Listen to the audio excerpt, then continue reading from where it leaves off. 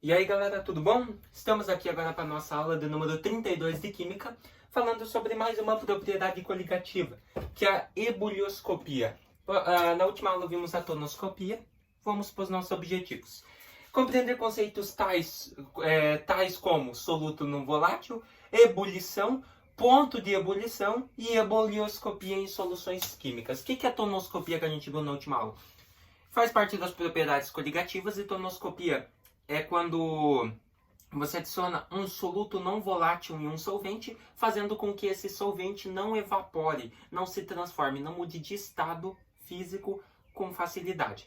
Tá? Soluto não volátil é aquele que não evapora com facilidade. Por isso, pega lá que eu dei o exemplo, água pura, ela vai evaporar com mais facilidade do que uma solução que você tenha o solvente, que é a água, e o soluto, que é o açúcar. Você adiciona açúcar. Qual que vai evaporar mais rápido? A água pura ou a água com açúcar? A água pura. Pois a água com açúcar, você adicionou o soluto não volátil, que não evapora com facilidade, que é o açúcar. Por isso, ele vai se dispersar no solvente e vai passar essa propriedade de não evaporar com facilidade para a água, que é o solvente. Assim, a água com açúcar não evapora com facilidade. Beleza? Ebulioscopia. O que é isso? Essa propriedade coligativa estuda a elevação do ponto de ebulição de um solvente após a adição de um soluto não volátil. Então, olha lá.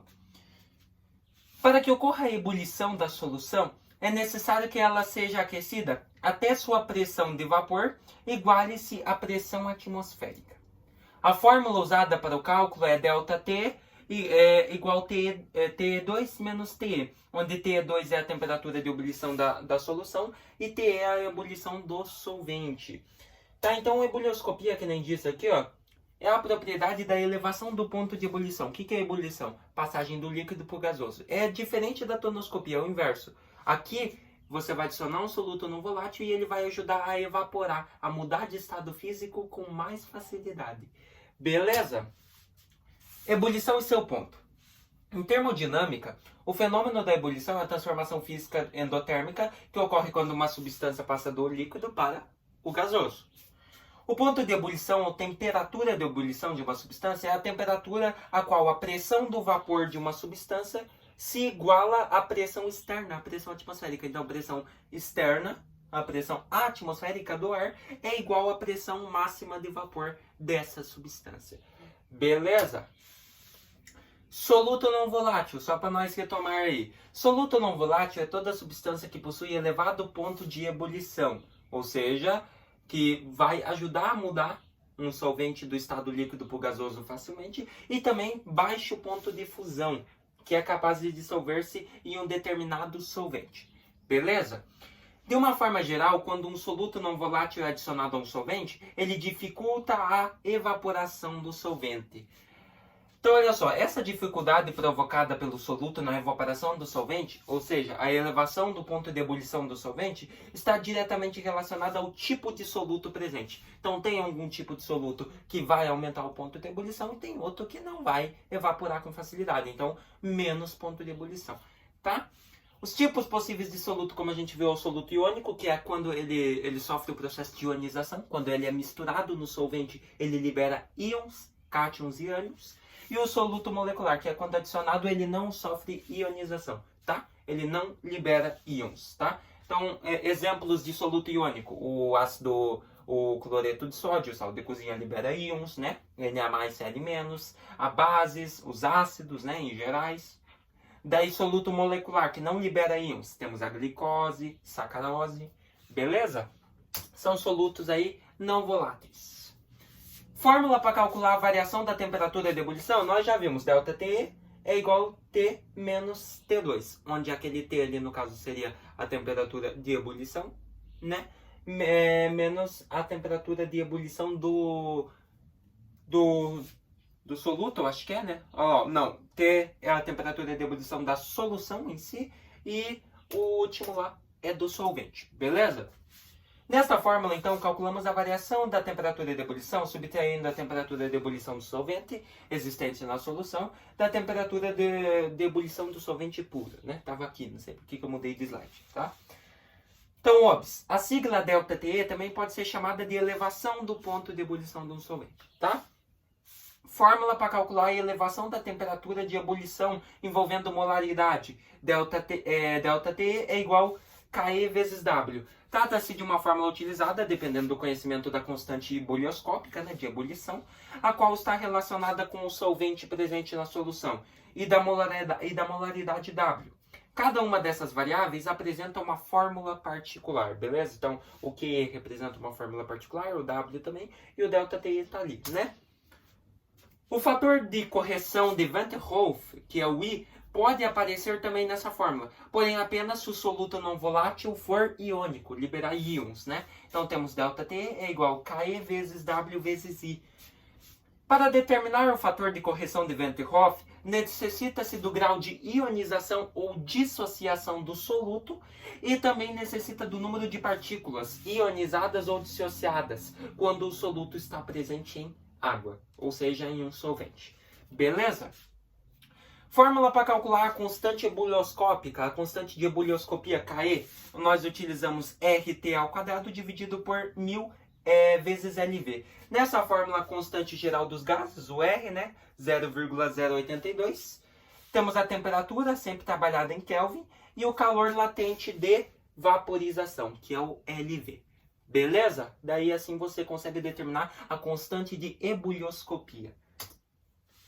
Fórmula para calcular a molaridade W. W é igual a M1 sobre M1 vezes M2. Nessa fórmula, a utilização da massa do soluto, M1, sempre trabalhada em grama, da massa molar do soluto, que é o Mzão, né, gigante ali, e da massa do solvente, que é o M2, né, sempre trabalhada em quilograma. Então, solvente quilograma, soluto, que como é menor em quantidade, trabalha-se em gramas, tá?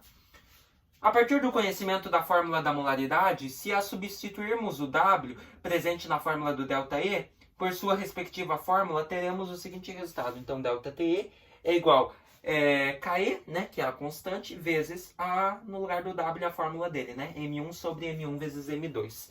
Então, onde M1, como dito, é a massa da matéria na solução envolvida, que é em quilogramas, e o Mzão 1 é a massa molar da matéria, grama por mol. Beleza? Agora vamos para um exercício. Agora que nós já vimos o que é ebulioscopia, essa outra propriedade coligativa, né, que você adiciona um soluto não volátil e ele aumenta o processo de ebulição, ou seja, aumenta com mais facilidade de se transformar um solvente, uma substância do líquido para o gasoso. Evaporação com maior facilidade, né? É o contrário da tonoscopia, então bora lá. Seguindo os passos do químico francês François-Marie Holt, pesquisando sobre o efeito ebuliométrico nas soluções, um estudante de química dissolveu 90 gramas de glicose, C6H12O6, em 400 gramas de água e aqueceu o conjunto. Sabendo que a constante ebulioscópica da água, que é de 0,52 graus Celsius por mol, depois de algum tempo, a temperatura inicial da ebulição por ele encontrada foi de... Então aqui ele quer descobrir, depois do tempo, o valor da outra temperatura. Então olha lá, dados fornecidos, M1 90 gramas, M2 400 gramas, né? Que foi, no caso ali, o M2 é do solvente, né? O M1 é do soluto, que no caso é a glicose, que ele adicionou no solvente, que é a água. Então 90 gramas de glicose, 400 gramas de solvente, de água, que transformando ali para quilogramas, né, daria 0,4 quilogramas. O Q, que é a constante, 0,52. O Mzão 1, o que é aquele Mzão 1? Você tem lá os 180 gramas por mol. Você tem aqui o Mzão 1, ele representa a fração molar do soluto, tá? A quantidade de mols que se tem nesse soluto, tá? São 180 gramas por mol. E o T é a temperatura inicial da ebulição e temperatura de ebulição do solvente, né? Então, o que nós queremos descobrir? Então, olha lá, como o exercício forneceu as massas e a constante ebulioscópica, basta utilizar os dados da expressão abaixo. Nós queremos descobrir a temperatura de ebulição, beleza? Nós já tínhamos lá o seguinte, nós já tínhamos... Cadê? Ele não deu aqui, então esqueceram de colocar. Ah, lá, ó. O ponto de ebulição da água é de 100 graus Celsius, tá? Então, no caso aqui, nós temos a temperatura inicial de ebulição e a temperatura de ebulição do solvente. Como a do solvente, o T2, é 100 graus Celsius, tá ali, né? Ali embaixo, passagem do líquido para o vapor acontece na água somente a temperaturas de 100 graus Celsius, para ela mudar do líquido para o gasoso, então você utiliza a fórmula aqui, ó. Como você quer o ΔT, ó, presta atenção na transformação. ΔT seria igual a constante ebuloscópica vezes o W, que no caso seria a molaridade. Porém, ΔTE, eu tenho que descobrir a minha temperatura de ebulição da solução. Portanto, eu chamo ela de T. E esse T vai ser menos o T2. O que é o T2? É a temperatura de ebulição da água, do solvente, que é 100 graus Celsius. Tá? Então, nós já sabemos. Então, vai ser igual a KE. E no lugar do W, como ele deu as massas, a gente coloca a fórmula da molaridade, né? Que seria M1 sobre o Mzão 1 vezes o M2 pequeno, né? Então, massa do soluto, aqui temos a massa em quilogramas do solvente, e esse Mzão 1 é a massa em gramas por mol, quantidade de mol. Beleza? Agora que nós transformamos a equação, só substituir os dados na fórmula. O T, a temperatura de ebulição da solução, eu quero descobrir, então fica T menos. Temperatura de ebulição da água, que é o solvente, 100 graus Celsius, beleza? Que é igual. KE, qual que é a constante ebulioscópica? 0,52 graus Celsius por mol, lembra? Então, 0,52. Vezes. Qual que é a massa do soluto? Qual que é o soluto que ele dissolveu no solvente, que é a água? Foi a glicose, e foi 90 gramas. Então, 90 aqui. Dividido por... Qual que é a quantidade que nós temos em gramas por mol desse soluto? A massa molar seria 180 gramas por mol. Então, no lugar do M1, vem o 180.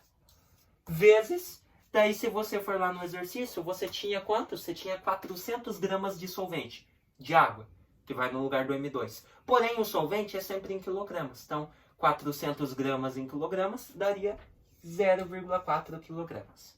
Beleza? Passando disso, a gente faz assim agora. T menos 100, repete, é igual 0,52 vezes 90, vai te dar 46,8. Então faz aqui, ó, 46,8 dividido por 180 vezes 0,4, 72. A partir disso, você teria T menos 100, que é igual a 46,8 dividido por 72, está ali no slide, vai te dar 0,65. Aqui, matemática, né, meus queridos? Como que vai ficar? T é igual a 0,65 menos 100, passa para lá mais 100. Beleza? A partir disso, você descobriria que a sua temperatura de ebulição na solução seria de 100,65 graus Celsius. Então, a temperatura de ebulição daquela solução, para ela se transformar do líquido para o gasoso, seria de aproximadamente 100,65 graus Celsius. Isso é um pouquinho mais do que o solvente puro, que a água, pois ele adicionou pouco soluto, beleza? Ou seja, menos, tá? Então, nós tínhamos ali que a temperatura inicial de ebulição foi de 100,65 graus Celsius, tá bom? Então, letra D, tá?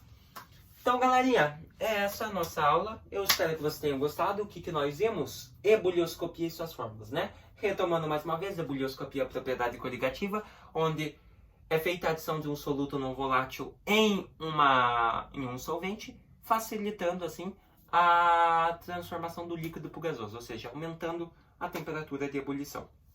Tá? Pega um exemplo lá, você está fazendo café, você ferve a água, né? Você pode observar que a água está borbulhando, fervendo. É só você adicionar o pó de café naquela panela para você fazer a água, que ela já para de ferver. Então isso aconteceu aí, o aumento da temperatura de ebulição, ou seja, a água conseguiu evaporar com mais facilidade, abaixando a temperatura interna.